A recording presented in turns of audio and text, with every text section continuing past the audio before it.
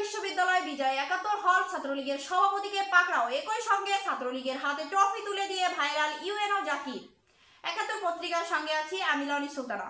সম্প্রতি গত শনিবার ৪ জানুয়ারি ডিএমপির মিডিয়া শাখার উপ কমিশনার ডিসি মোহাম্মদ তালেবুর রহমান নিশ্চিত করেছেন যে ৩ জানুয়ারি রাতে হাজিরাবাগের জাফরবাদ এলাকায় অভিযান পরিচালনা করে ঢাকা বিশ্ববিদ্যালয়ের ঢাবি ক্যাম্পাসে বৈষম্য বিরোধী ছাত্র আন্দোলনের হামলাকারী ঢাকা বিশ্ববিদ্যালয়ের বিজয় ৭১ হলের ছাত্রলীগের সভাপতি সজিবুর রহমান সজীবকে গ্রেপ্তার করেছে ঢাকা মেট্রোপলিটন পুলিশ ডিএমপি। অন্যদিকে নিষিদ্ধ সংগঠন ছাত্রলীগের নেতার হাতে ট্রফি তুলে দিয়ে সমালোচনায় ভাইরাল যশোর কেশবপুর উপজেলার নির্বাহী কর্মকর্তা ইউএনও মোহাম্মদ জাকির হোসেন। কেশবপুর উপজেলাধীন স্থানীয় একটি খেলার মাঠে ক্রিকেট টুর্নামেন্টের ফাইনাল বিজয়ী কেশবপুর উপজেলার ছাত্রলীগ আহ্বায়ক আজহারুল ইসলাম মানিকের হাতে ট্রফি তুলে দিয়ে কেশবপুরের ইউএনও মোহাম্মদ জাকির হোসেন। এ ঘটনায় ট্রফি এমন একটি ছবি সামাজিক যোগাযোগের মাধ্যম ফেসবুক সহ মিডিয়া ছড়িয়ে পড়ল, ব্যাপক আলোচনা সমালোচনা শুরু হয়েছে।